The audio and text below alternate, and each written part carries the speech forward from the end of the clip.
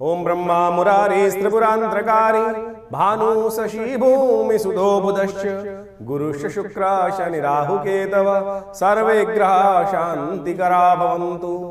नमस्कार, स्वागत है आपका आचार्य वाणी में। मैं आचार्य डॉक्टर विक्रमादित्य आपके साथ हूँ। आज का विषय हमारा है मकर राशि वालों के लिए राहु का प्रभाव आने वाले समय में किस प्रकार का रहेगा।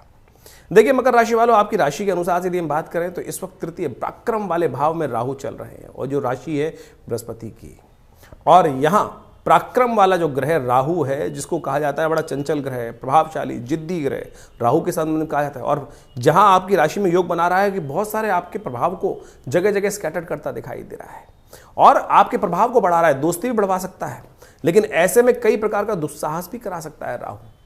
धर्म से विमुख हुए तो आप फंस जाओगे। ग्रह गणित दृष्टिकोण से पिछले करीब 2023 से राहु ने परिवर्तन का योग बनाया।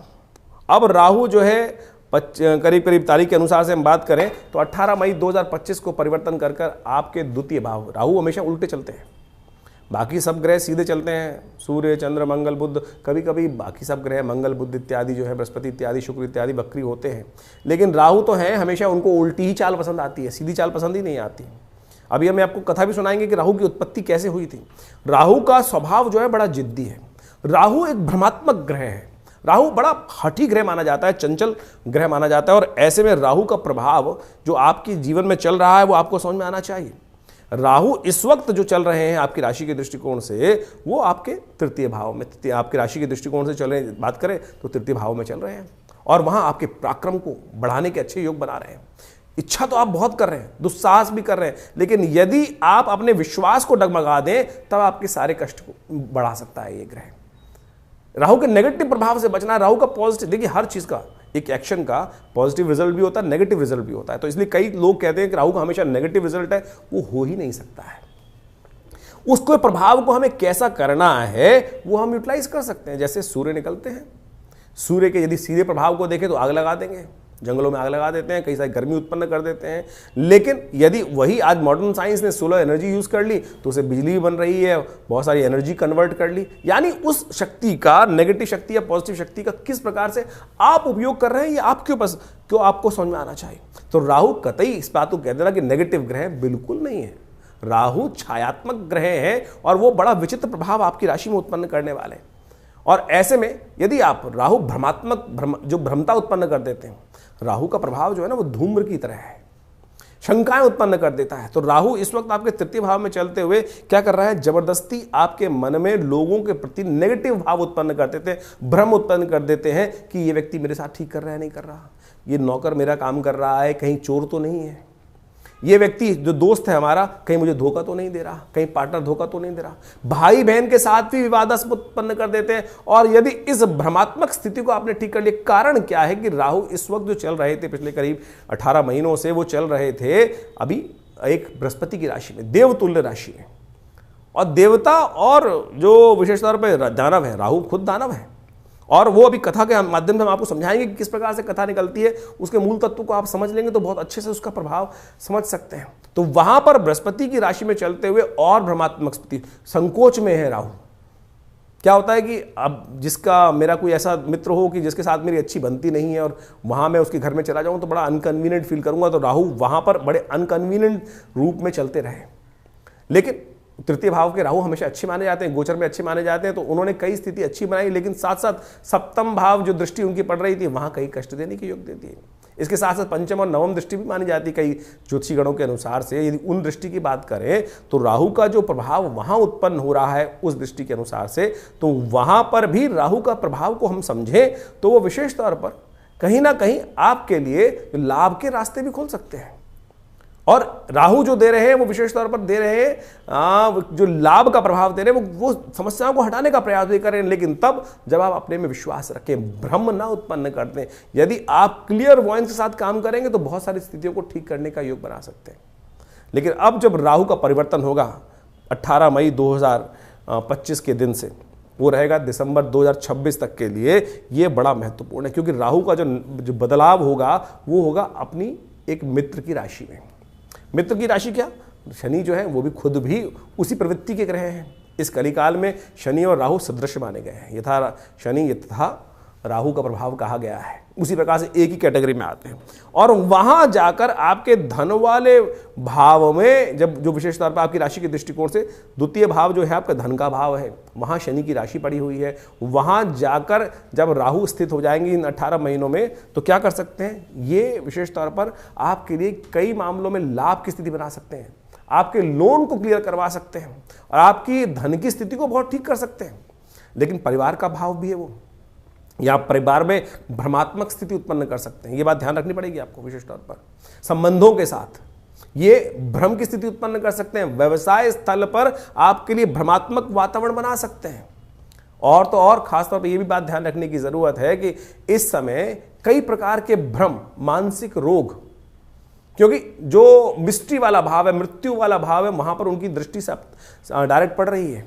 ऐसे में क्या हो सकता है कि हिडन मिस्ट्री वाली जो नॉलेजेस हैं उनके संबंध में आपका ज्ञान उत्पन्न करने के लिए, मंत्र विज्ञान के संबंध में आपका ज्ञान उत्पन्न करने के लिए, ज्योतिष के संबंध में आपका ज्ञान उत्पन्न करने के लिए, हिडन साइंसेस के संबंध में, अध्यात्म के संबंध में आपकी जागरूकता बढ़ाने के लिए बृहस्पति जो शनि जो राहु का प्रभाव है वहां उत्पन्न होता दिखाई दे रहा है। शेयर बाजार में थोड़ा ध्यान रखते हुए कार्य करना है। राहु वहां अपनी प्रवृत्ति वाले घर में चले गए हैं और जो आहार उनको वहां मिल रहा है वहां बड़ी सहूलत से रहने वाले हैं। लेकिन ध्यान रखना, भ्रम बहुत जल्दी उत्पन्न करते हैं राहु। और शेयर ट्रेडिंग इत्यादि में जो लोग काम कर रहे हैं, ट्रेडिंग का भाव माना जाता है द्वितीय भाव, ट्रेडिंग वाला जो काम कर रहे हैं वहां पर वो कई प्रकार से नेगेटिव प्रभाव भी उत्पन्न कर सकते हैं। तो भ्रम से बचते हुए सही दिशा में करते हुए कार्य करने की जरूरत पड़ेगी, तो आप बहुत बढ़िया से उसको लाभ कर सकते हैं। कालगणना के अनुसार से हमारे पुराणों इत्यादियों में बहुत सारी कथाएं इंगित की गई हैं।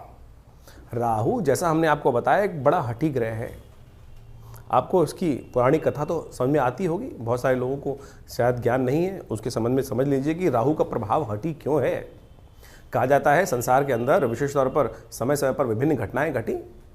एक बार संसार में समस्त कहा जाता है कि देवताओं और दैत्यों ने मिलकर सोचा कि अब संसार में बहुत सारी निधि की समाप्ति हो गई है, बहुत सारे चीज़ें कम हो गई हैं, निधि समाप्त हो गई थी संसार से। महालक्ष्मी जो है वो सागर में विराजमान हो गई थी और पूरे संसार से ऐश्वर्य, समृद्धि इत्यादि धीरे धीरे क्षय हो गई थी। तो कहा जाता है कि आवश्यकता आविष्कार की जननी है। जिस प्रकार से तो देवताओं ने और दैत्यों ने मिलकर कुछ विचार किया, क्यों ना शोध किया जाए, मंथन किया जाए।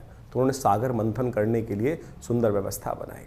जब सागर मंथन किया, उसमें से विभिन्न विभिन्न रत्न, 14 रत्न जिनके बारे में कहा जाता है, वो उपस्थित हुए।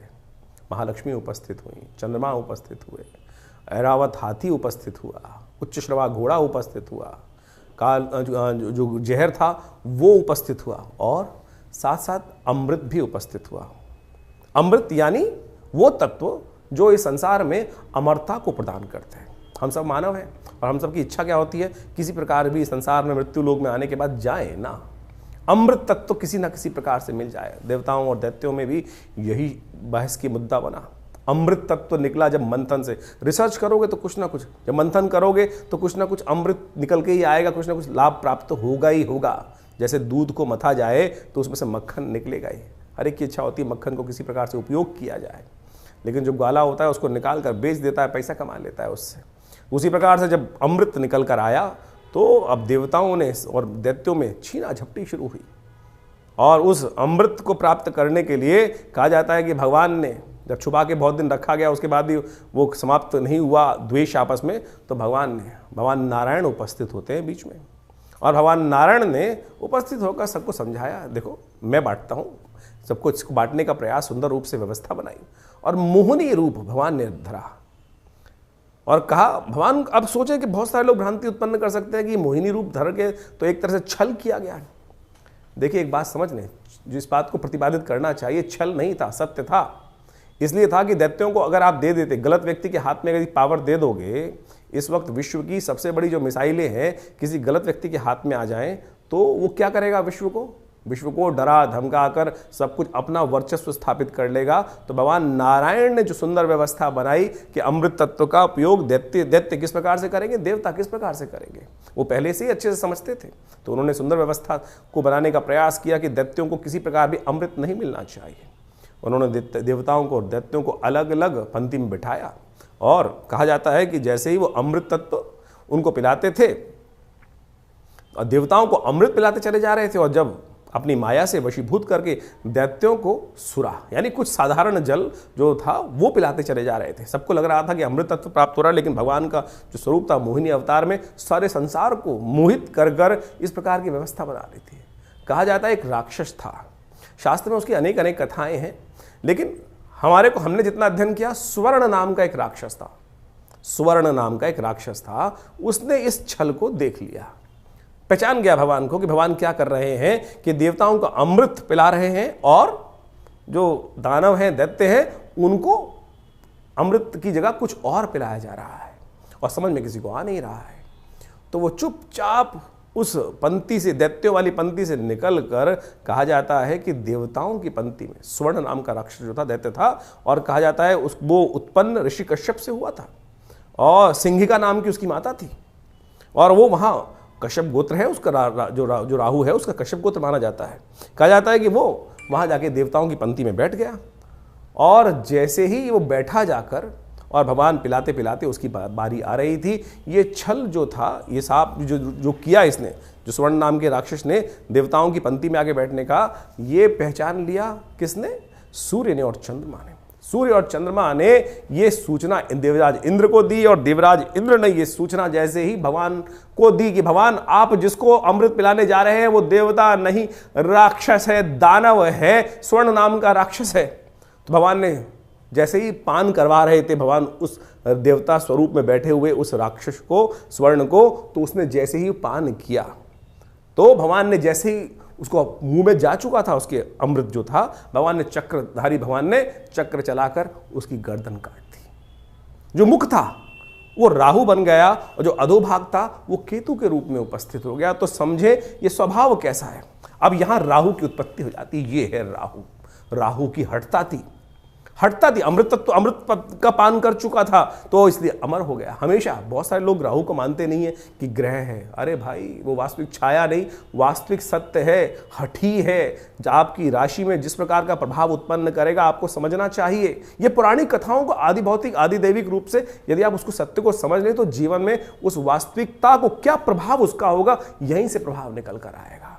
वो राहु का जो प्रभाव है छल रूप से करके, यानी क्या छला उसने?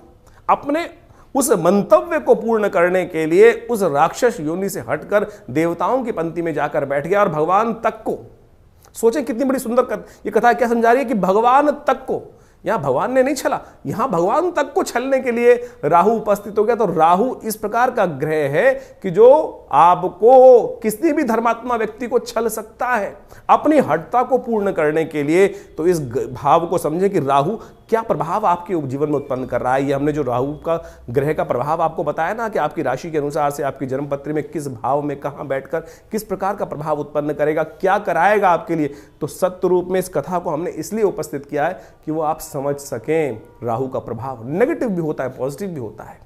हर व्यक्ति के अनुसार से ऐसा नहीं है कि नेगेटिव ही होगा। तो आपकी राशि के अनुसार से जो प्रभाव हमने समझाया है उसके लिए आपको सही रूप से कुछ उपायों की आवश्यकता है। मकर राशि वालों, देखो आपने अभी राहु का प्रभाव समझा कि आपके लिए राहु है क्या वास्तविक तौर पे। ये कथा हम इसलिए डालते हैं यहां पर कि राहु की वास्तविक स्थिति को हम समझा सकें। ज्योतिष एक प्रमाणिक ग्रंथ चीज है और हमारे शास्त्रों में एक एक चीज वर्णित की गई है। तो जैसा हमने कहा कि राहु का जो परिवर्तन का योग जो है वो आपके लिए विशेष तौर पर जो आपके द्वितीय भाव में बनकर आया है, धन वाले भाव में बनकर आया है, कुटुंब वाले भाव में बनकर आया है, ट्रेडिंग वाले भाव में बनकर आया है, ये कई मामलों में आपके लिए अच्छा हो सकता है क्योंकि वो आपकी प्रोग्रेस को देने के अच्छे से योग बना सकता है। आमतौर पर लोग राहु के नाम से व्यक्ति को डरा देते हैं, राहु जो नेगेटिव ग्रह है, लेकिन उसके पॉजिटिव एस्पेक्ट को यदि समझे, नेगेटिव एस्पेक्ट को हम समझा कि राहु बड़ा जिद्दी है, बड़े जिद्दी रूप से अपने कार्य को जो सोच लेता है उसको करवाने की तरफ व्यक्ति को प्रवृत्त कर देता है। और यदि वो नेगेटिव काम में जाएगा तो नेगेटिव तरफ ले जाएगा, अच्छे काम की तरफ जाएगा तो अच्छे काम की तरफ ले जाएगा। अब आपका डिपेंड करता है कि आपकी कुंडली में ओवरऑल राहु किस प्रकार का है। इस वक्त राहु का प्रभाव ऐसा है कि कभी किस्मत का हाल बड़ा अच्छा, कभी किस्मत का बड़ा नेगेटिव, यानी दोनों तरह के हाल, यानी दुस्वाभाविकता की स्थिति में राहु महाराज इस भाव में आकर अपना खेल रचने वाले हैं आपके लिए। और ऐसे में अपने जीवन, जो शादीशुदा लोग हैं उनको जीवन साथी का बहुत ध्यान रखने की जरूरत है। अननेसेसरी के भ्रम ना उत्पन्न करें। लोगों के कैरेक्टर पर यह भ्रम उत्पन्न कर देगा तो आपके लिए बहुत नेगेटिव प्रभाव उत्पन्न करने का योग दे देगा। ऐसे में राहु को ठीक करने के लिए सबसे बढ़िया श्रेष्ठ उपाय जो हमको दिखाई देता है कि आप त्रिनेत्रधारी भगवान शंकर का नित्यपति तिल से डालकर रुद्राभिषेक करने का प्रयास करें। ओम नमः शिवाय का जप करते हुए भगवान शंकर का नित्यपति अभिषेक करेंगे तो ये आपके लिए बड़ा श्रेष्ठ रहेगा। राहु के वैसे तो शास्त्रों में अनेक उपाय बताए गए हैं, उन सबको भी आप कर लें तो बहुत अच्छा रहेगा, लेकिन सबसे श्रेष्ठ आपकी राशि के दृष्टिकोण से हमें दिखाई देता है राहु के मंत्र का जप। ओम भ्रांग भ्रीं भ्रौंग से राहवे नमः, इस मंत्र का जप कर लीजिए। और खास तौर पे ध्यान रखने का प्रयास करें, ये परिवार का भाव है, कुटुंब भाव है आपके, विशेष तौर पर ये माना जाता है द्वितीय भाव बड़ा इंपॉर्टेंट होता है। ऐसे में विशेष तौर पर दोनों आंख बंद कर नित्यपति शाम के समय ओम नमः शिवाय का जप, ये श्रेष्ठ रहेगा और आपके लिए समस्त रूप से कष्टों को दूर करने वाला होगा। वैसे शास्त्र में अनेक उपाय बताए गए, उन सबको करेंगे तो बहुत अच्छा रहेगा आपके लिए। राहु ग्रह को ठीक करने के लिए शास्त्र में अनेक उपाय बताए गए।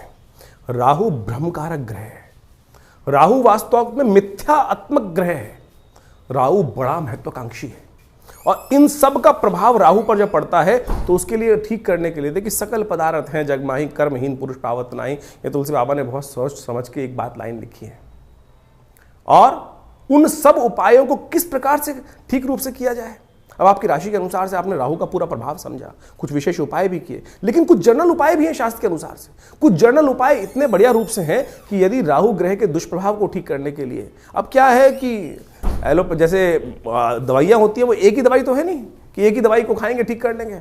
अब हर भ्रांति के व्यक्ति को ठीक करने के लिए 5 उंगलियां बराबर नहीं है, अरबों लोग हैं और अरबों लोगों के हिसाब से अनेक उपाय। किसकी भ्रांति, किसी की दीक्षा, किसी का मंत्र में इच्छा ना हो तो राहु का उपाय कैसे करेगा, किसी की किसी और चीज में इच्छा ना हो तो वो कैसे राहु का उपाय ठीक करेगा। तो हम अनेक उपाय आपके समक्ष उपस्थित कर रहे हैं। देखिए वैसे तो सबसे श्रेष्ठ जो है वो जो उपाय है राहु के, वो तो मंत्र, दान और साथ में औषधि विज्ञान के अनुसार से जो उपाय बनते हैं वही बनाने चाहिए। 3 तरह के उपाय शास्त्र में सुंदर रूप से प्रमाणित जो बताए गए हैं, 3 कैटेगरी के उपाय, वो है सबसे पहला मंत्र, फिर दान और उसके बाद औषधि, प्रकृति से जो औषधि उत्पन्न होती हैं वो सब राहु के नेगेटिव प्रभाव को ठीक करने के लिए बहुत अद्भुत कार्य करती हैं।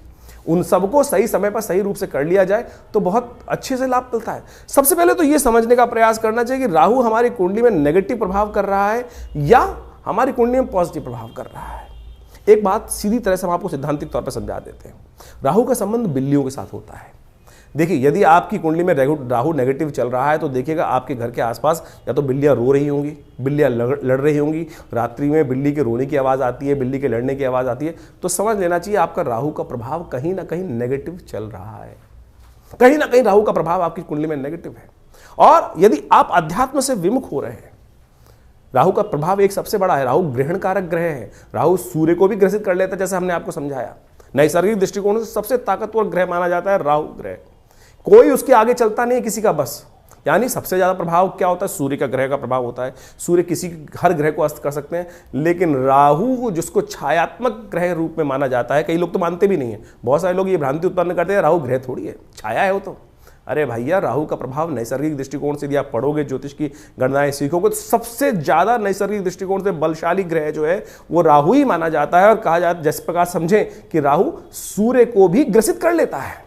अभी हमने आपके समक्ष जो कथा उपस्थित करी, सूर्य राहु, जो राहु है वो सूर्य और चंद्र, क्योंकि उनकी आपस में परम शत्रुता है।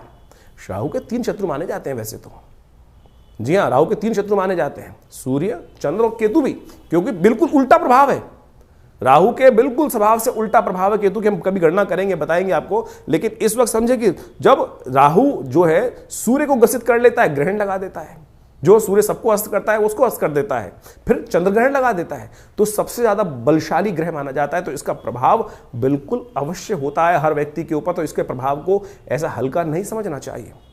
तो इस प्रकार से बहुत सारे उपाय शास्त्र में वर्णित हैं, उनको हम आपके समक्ष रखने का प्रयास करते हैं। उनमें से अनेक उपाय शास्त्र के अनुसार से कर सकते हैं। अब ये बात समझे कि जो किस प्रकार से कब किया जाए उपाय। देखिए हर ग्रह का समय है, हर ग्रह की एक दिन माना जाता है। जैसे सूर्य का सूर्यवार संडे है, सूर्य रविवार उसको बोला जाता है, चंद्रमा का सोमवार है, मंगल का मंगलवार है। इसी प्रकार से अब राहु और केतु का कोई ग्रह तो है नहीं, कोई समय तो है, कोई दिन तो है नहीं, लेकिन राहु का जो समय है वो है प्रदोष काल, सायंकाल जो प्रदोष काल है। सूर्य अस्त जब हो जाते हैं, अंधेरा नहीं होता है, जो वो करीब करीब 2 घड़ी का आसपास का समय, 45 मिनट के आसपास का समय, वो राहु का वास्तविक समय माना जाता है, जिसको पक्की शाम बोला जाता है।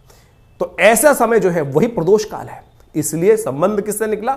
शिव के साथ संबंध निकला। प्रदोष काल जो है सबसे श्रेष्ठ माना जाता है शिव के लिए, समस्त दोषों से रहित काल माना जाता है। और ऐसे में शिव के की आराधना, समस्त प्रकार के दोष जो है ना, ग्रहों के प्रभाव जो है वो त्रिपुरारी हर सकते हैं। तुलसी बाबा ने कहा है ना कि जो त्रिपुरारी हैं वही हमारे जो जीवन को शुभ कर सकते हैं, समस्त दोषों को हर सकते हैं। त्रिपुरारी भगवान शंकर जो हैं वही समस्त दोषों को हर सकते हैं। तो भगवान शंकर की समस्त प्रकार की आराधनाएं जो हैं वो राहु के नेगेटिव प्रभाव को दूर करती हैं। तो शाम के समय भगवान शिव का सुंदर रूप से अभिषेक करना, दूध से करना, जल से करना, घी से करना, शहद से करना, ओम नमः शिवाय का जप करना, बेलपत्र अर्पित करना, रुद्राभिषेक करना।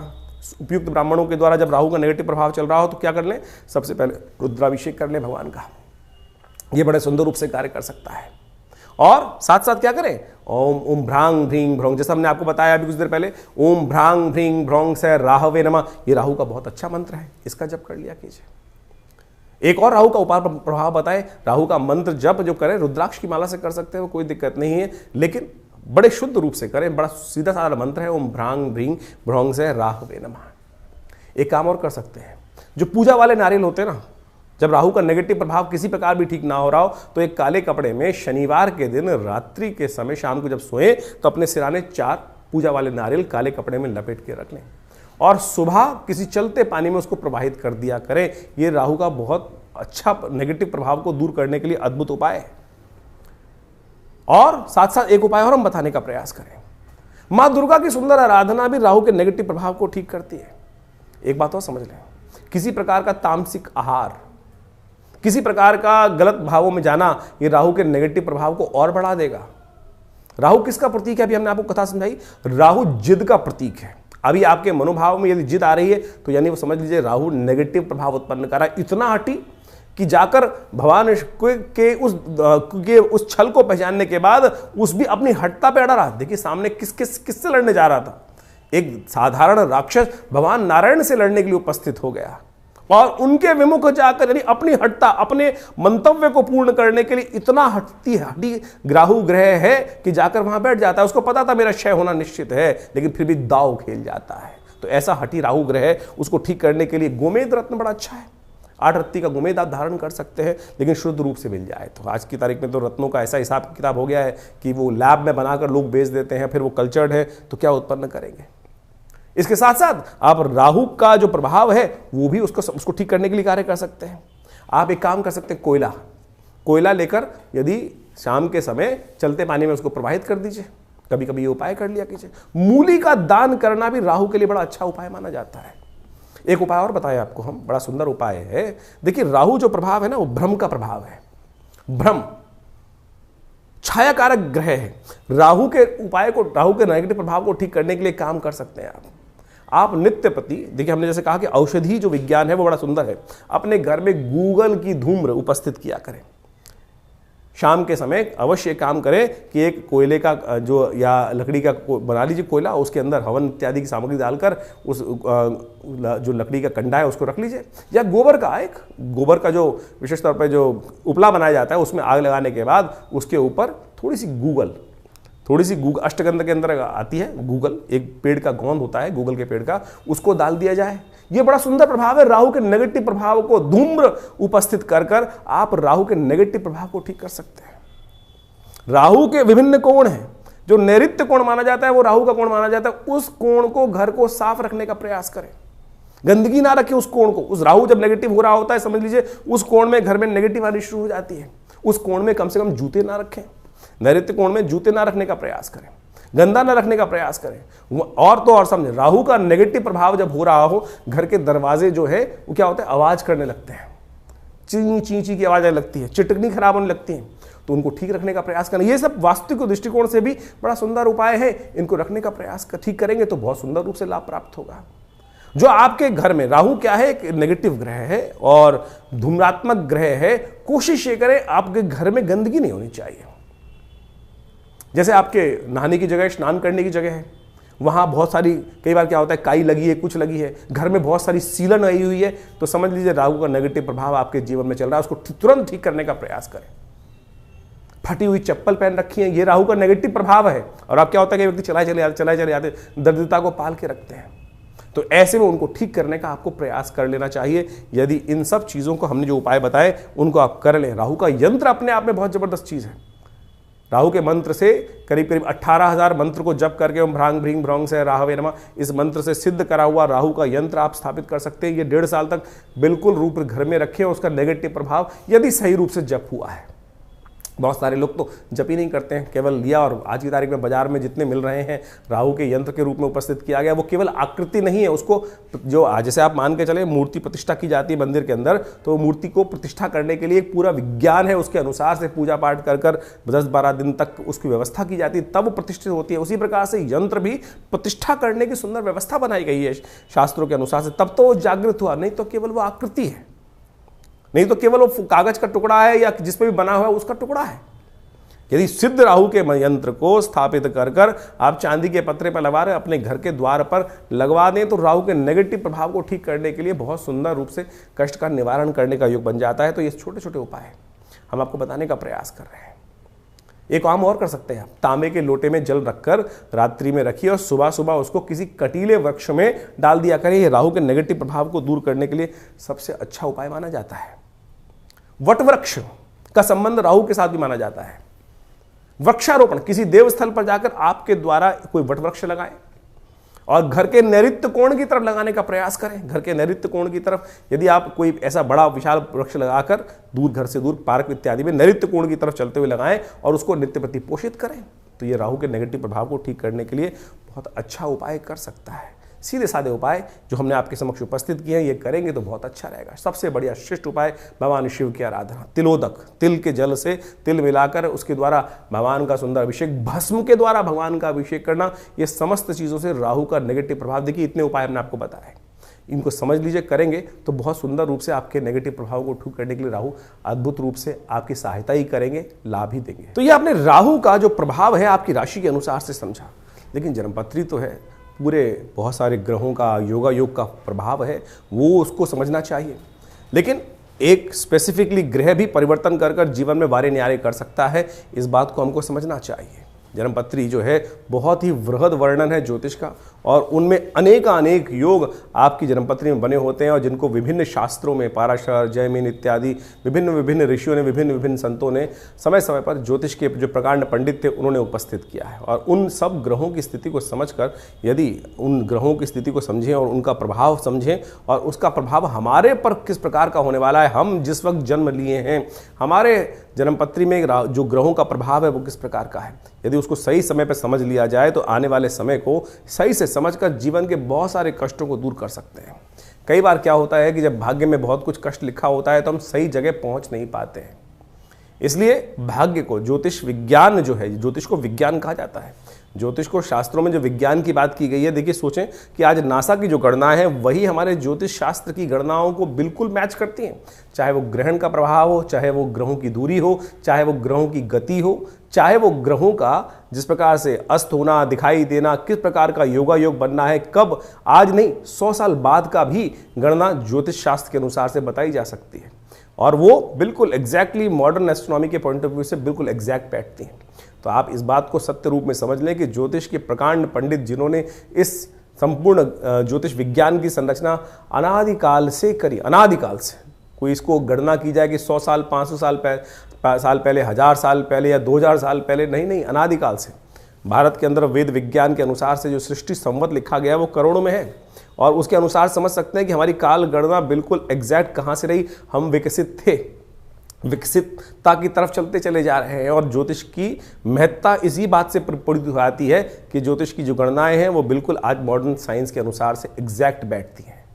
तो इस बात को हमें ज्योतिष विज्ञान को समझना चाहिए और ग्रहों की गणना के अनुसार से चीज़ों को समझते हुए कार्य कर लेते हैं। बहुत सारे लोग विडंबनाएं मन में उत्पन्न कर सकते हैं कि सब बकवास है, कुछ नहीं है, क्या नहीं है। ऐसे तो मॉडर्न जो हेल्थ पॉइंट ऑफ व्यू से जो मॉडर्न विज्ञान है उसके अनुसार भी बहुत सारी चीज़ जंजाल बन जाती हैं, और लेकिन जब भाग्य होता है तो सही दिशा, सही डॉक्टर पे व्यक्ति पहुंच जाता है और उसके द्वारा बताए गए निदान को प्राप्त कर आरोग्यता प्राप्त कर लेता है। वही ज्योतिष विज्ञान है कि सही समय पर हमें सही समय की चाल समझ में आ जाए और उसका प्रभाव हमारे जीवन पे किस प्रकार का प्रभाव होने वाला है वो समझ में आ जाए, तो हम जीवन के वारे कष्टों को दूर कर सकते हैं, वारे न्यारे कर सकते हैं।